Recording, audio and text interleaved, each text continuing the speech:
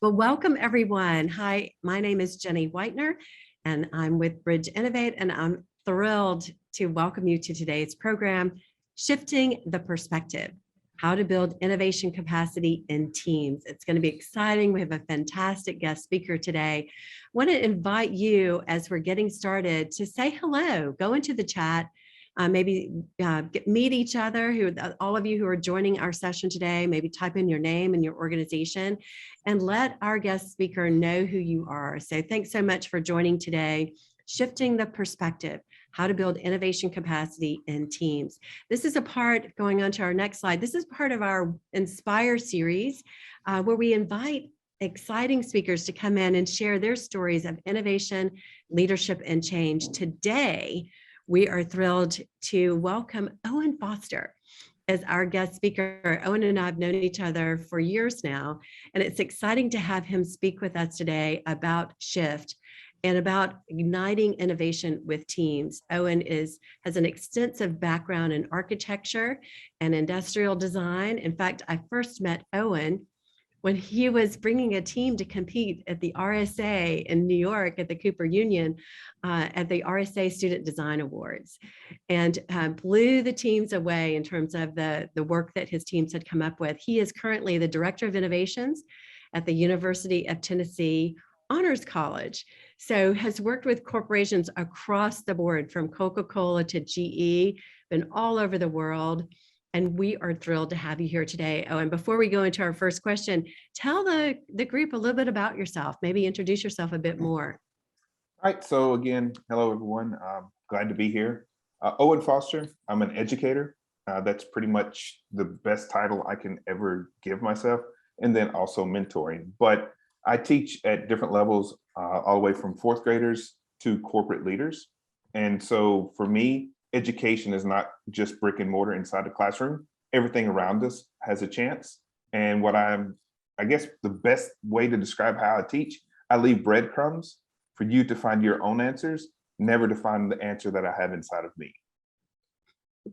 I love it. And I could say that, having met a number of your student teams, that is absolutely true.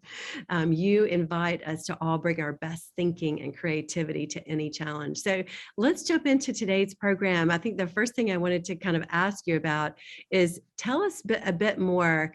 On the next slide, we'll kind of go to starting off with Shift. This is a major innovation that you've been leading for a number of years. Tell us about it. What is Shift? So in 2013, a couple of my friends and I had started this, what we called a camp. And it was basically making an outside educational platform to add to higher ed, supplemental, because you learn a lot of hard skills inside the classroom, but it's really looking at the soft skills or essential skills and how do we develop those in alongside of what we're teaching in the classroom. And typically it's a hyperlocal theme. And we start looking at activities from workshops to field trips, from discussions, and we cap off each and every night with a campfire conversation, just to be inspired by people that are peers or you see as your design icons. And so when we get there, everyone starts really diving into this type of mindset where you start amplifying your problem solving skill sets, and you really infuse the passion back into whatever discipline it is. Because yes, it's started targeting around designers or young design students, but we've had anywhere from professional writers to engineers to scientists. We've had a nuclear physicist come in. We've had all the way from Google execs to come in and sit alongside of our students.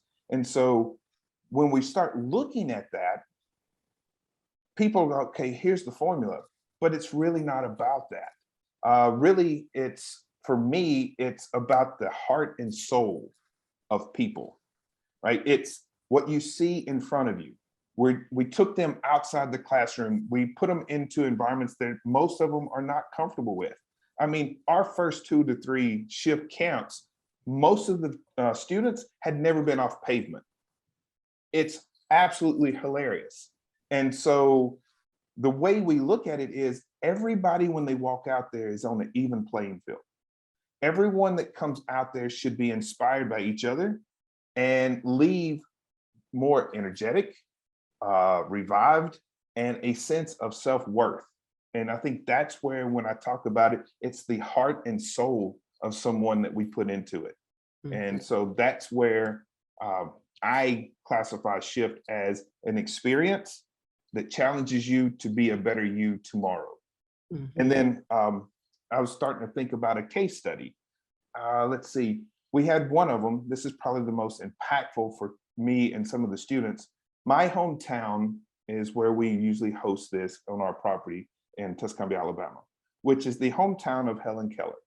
Well, we started looking for a theme, and we said, okay, how about the spectrum of humanity? Because we look at disabilities and special needs and things like that as almost a negative. But if I lose my sight right now and become blind, I am at a disadvantage because I am not used to that, right? It is a disability. But if I'm born blind, it's normal.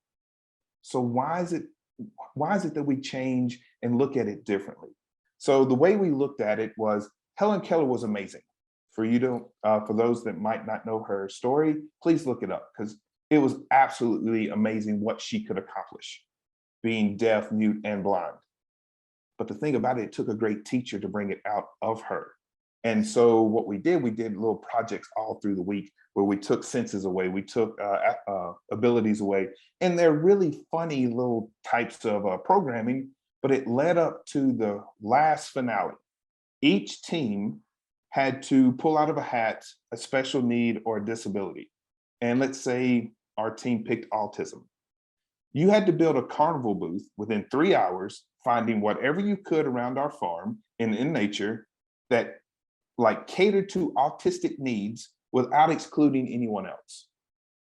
And within 2 hours, they had nothing. I mean, it was absolutely almost depressing because I couldn't see where they were going. Within that last hour, we had waterfalls, we had sensory, we had memory, we had all of those things these students from around the world created right there. Well, of course, it's fun because they get to go to each other's booth. They didn't know I had a bus coming of young adults to young children that were blind, deaf, Down syndrome, and autistic with their parents. They automatically went from sympathy to empathy when they started seeing the people in which they were targeting engage with their products. People crying, all of those things. And I had letters years after, even from the parents going, this is the greatest thing our students or our child has ever done because you cared enough to make something happen for them. I mean, just hearing you talk, Owen, about this, I mean, the power of immersive experience, Mhm, right? And so many of our organizations today are trying to build greater empathy, mhm, better inclusion, better understanding of each other. And what a better way to do it than to immerse people into these environments and give them a challenge to really connect. mhm. Talk to me a little bit more about why this is different. I mean, you imagined this years ago and you built it out, but what makes the SHIFT program distinctive? Why is it different than just like a ropes course or any other experiential program? So it's about the people. Yes, rope courses and things do a great job of giving you a challenge and you overcome it because each one of you, have something to give to the team. But really, it is about understanding and respecting the people around you. It's a deeper understanding than going, okay, here's my resume. This is what I'm good at. I'm part of your team, because everybody has that skill set. But as I ask a lot of my mentees, what makes you unique? There's something about you that makes you unique. And of course, they're like, I don't know. Well, there's no one skill set that makes you unique in this life, because billions of people, you're going to come across people that have the same skill sets. It's the combination of your experiences, your understanding, your wisdom, your knowledge, your skill sets that make you unique. And so what we do, we try to tackle projects at Shift in a different way. We focus on the people themselves. You get to come into a team as you, not your resume. You get to experience having a voice on a team without someone that's above you or below you, because everyone has a seat at the table. And what you start seeing is, even if it's different cultures, the group that you see on the screen right now came from Beijing. They had never been to the US ever. They just got through seeing 6 major cities, and they ended up in the backwoods of Alabama, building and like working with American students that they had never met before. But by the time they finished, they felt just as important and had just as strong a voice as anyone else within the camp. And I think that, to me, is kind of where we go with it. And then what we really try to accomplish when we're looking at team is a community and culture, right? So they have to build their own community. We give them piles of pallets, and so they get to create the experience and the immersion for their community themselves, because we have confidence in them. We trust them to make it to where it fits them at that moment, because the next year or the next camp, that community might look completely different. You might have a repeat of 3 people. Mhm. So how do you build a new culture or extend a culture into a new community? And it's based on those core skill sets of understanding humans and getting to almost an emotional intelligence Mhm. level. I really, just hearing you describe it and seeing the pictures, it is very powerful how you create this level playing field.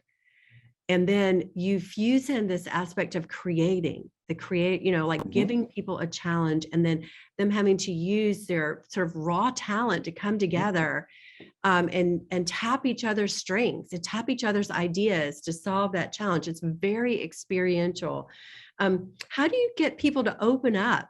How do you get them to kind of let go of, well, I'm the chief information officer, or I'm the chief people? How do you get that sense of community to come together in these types of experiences that they're all together on a level playing field? So what happens a lot of times is, of course, you have your natural leaders come in. You have your ones that are a little bit quieter in the background. And that's going to be on every team. That's just human nature. You have people that have strong personalities, and then some of them that are a little bit more reserved.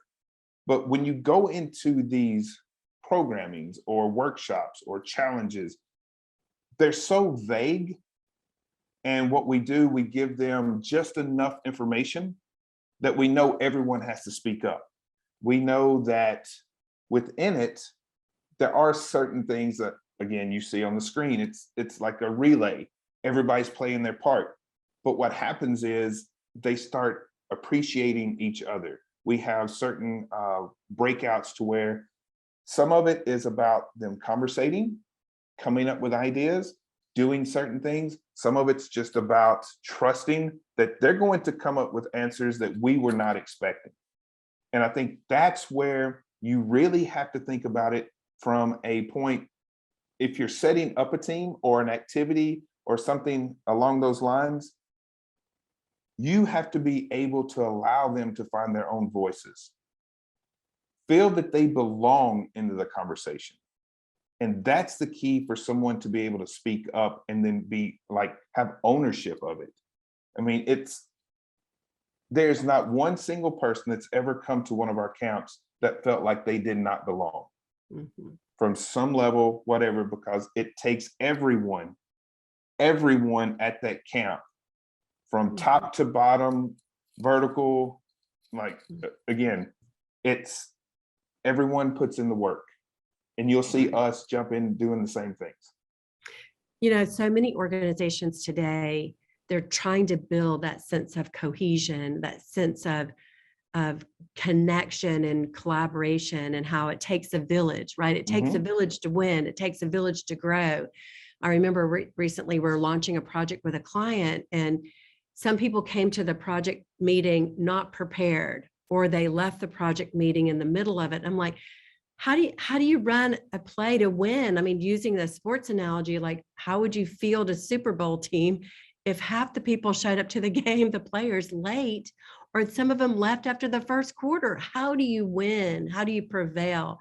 So I really like the fact that you're bringing this community together, leveling the playing field, and they're all in. I think sometimes through the pandemic, we forgot the power of experiences. and the tool that can bring. So talk to us a bit more about that. Like, how do you get the level of trust built quickly in a group? Because it sounds like these folks don't know each other before they come in. How do you build that sense of camaraderie and cohesion? So a lot of times you'll sit beside someone and you have no idea who they are, right? The guy on the screen is Tom Hardy. He was one of the designers that created the IBM ThinkPad. I mean, he is iconic. And this student that's sitting right next to him has no idea. She just sees him as Santa Claus. And the great thing about it is he was as willing to be part of the team as she was. He was interested in her story just as much as she was in his. And for me, that's the foundation of any team. It's the trust. It's the camaraderie. It is, I want to know more about you, and in turn, you will know more about me. And so coming into those things, we have the activities of, okay, introduce yourselves. It's going to be natural, but really introduce yourself. Don't try to play to what you think people want to hear. Tell me about you. Tell me about how you would tackle these challenges. And then we split it up and we have activities, we do certain things. And then at the end of the night, I made an analogy a while ago about the campfire conversation. Let's say we have a speaker, we call them igniters because they're not VIPs. They are people there to ignite passion and inspiration, but they work and get dirty the same way as everyone else. And so they will get up and they ask me, okay, what do you want me to speak about? I have no idea. Tell me something and tell the students something you wish you would have heard at their age. Because right now, you're the one they're looking up to. It's your job to pass your knowledge and your wisdom down to someone else where they can stand on your shoulders and reach greater heights. That's a team. That it doesn't matter if I'm the leader of the team, I must be willing to say, I want you to succeed greater than I can ever be. And I think when you were saying, like, when the team doesn't show up, if you have that trust in each other, responsibility, you have the want to make sure you're part of it and not let everyone down, and you have that accountability, your team will never fail you, ever. Mhm. It doesn't matter the project, the team will never fail you. You know, I think what you're talking about so critical because a lot of the organizations that we're working with, they'll talk about this issue of trust. Mhm. And I think generally in our society today, with the plethora of information or false information or all the things that are that we're exposed to, this has become a major focus for a lot of organizations to build the sense of trust in the organization and among the teams. Continue, share with us some more, Owen. Tell us about how we can use some different tools and techniques to build greater trust in teams. Okay, so an example I have, one of our students at that time, she was in high school. We called her Little Sid, Sydney Fowler. Her mother said, can she come? And I'm like, this is a college and up. She goes, yeah, but you know, she's mature. And her mother actually stayed there too and was part of it. She was teamed with industrial designers, graphic designers, and 2 Google execs that came down to work on stuff. And they had a project.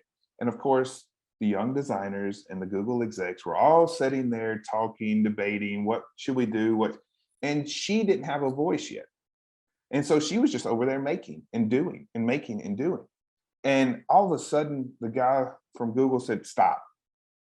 And everybody just looked around like, what? He goes, we're all sitting here debating on how we should do it and who should do what. So she jumped in and started doing.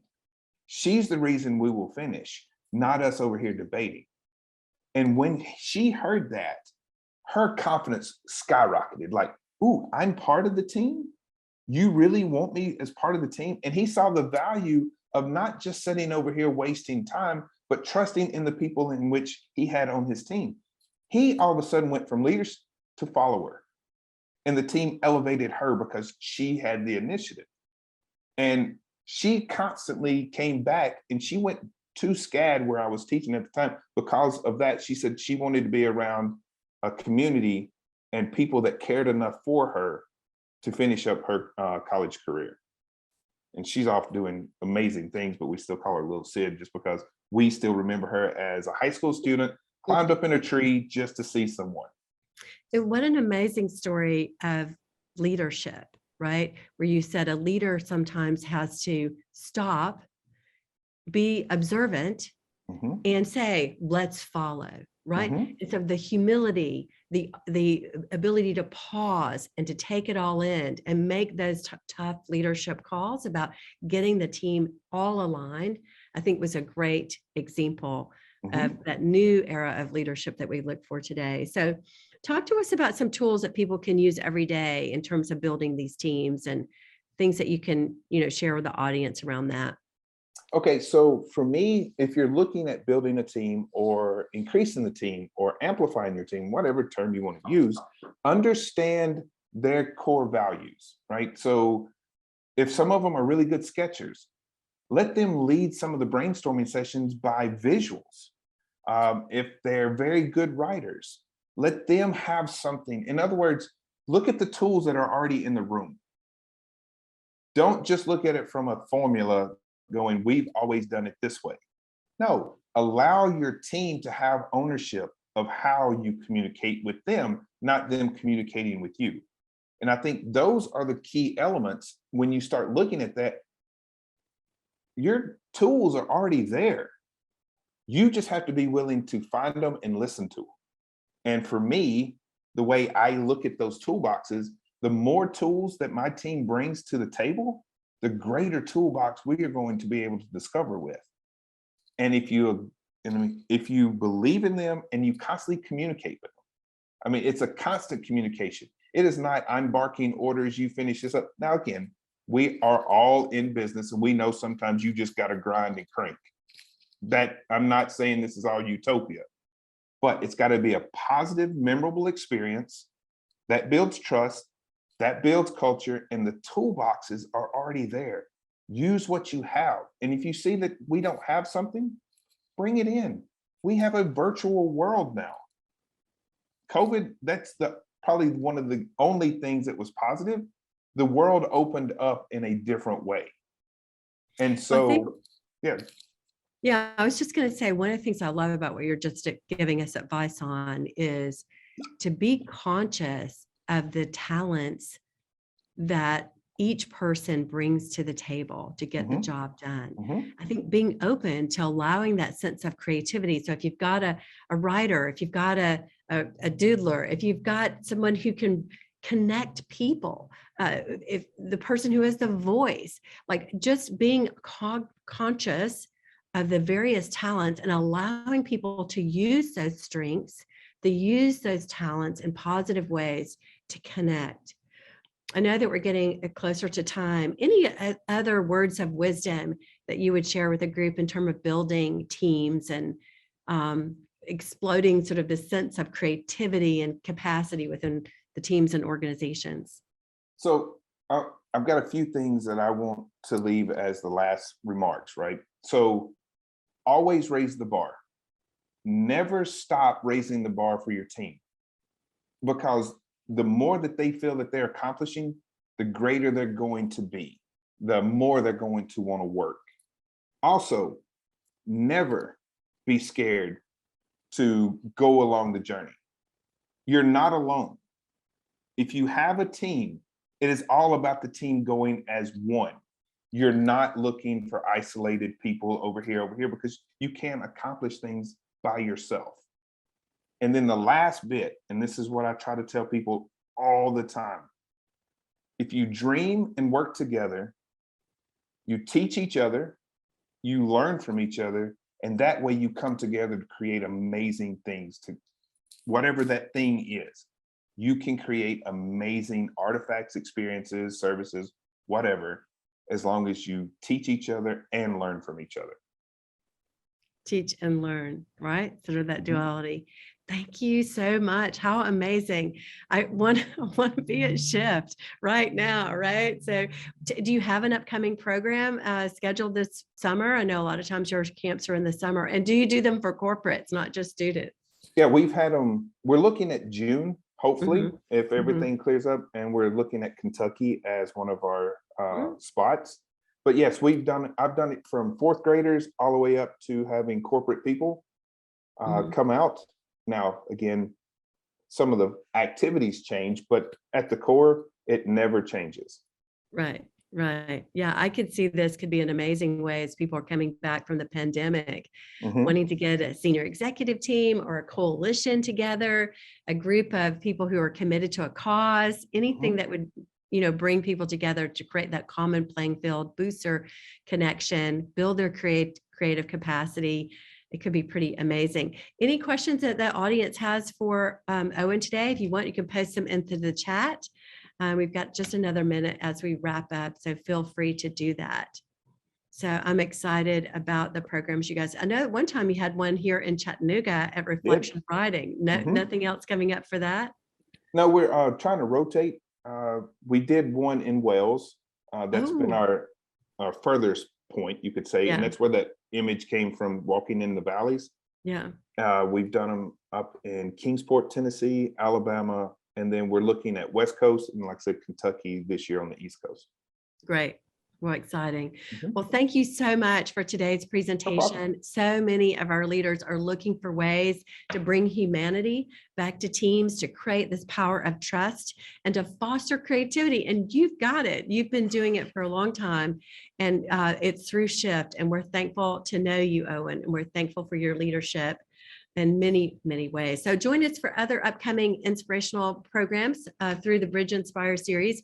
We have a test drive of our digital studio coming up. Lamar Clay is going to be here from Houston virtually, talking about leadership and a time of uncertainty. And our own Hannah Lancaster talking about the value proposition canvas. So join us for another Inspire series soon. And thank you, Owen, for a great session today. We'll see you over soon. Okay. Bye now. See ya. Bye.